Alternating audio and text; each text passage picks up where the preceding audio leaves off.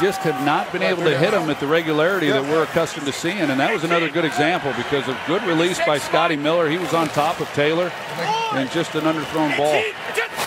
It's 3rd down and 8. Brady downfield and a diving attempt by Julio Jones out of his reach. Well, Tom Brady had his pick. Got Julio down here. You got Evans at the top, and Evans, he gets the better release. Of course, as a quarterback, when you see this, you got to make a decision.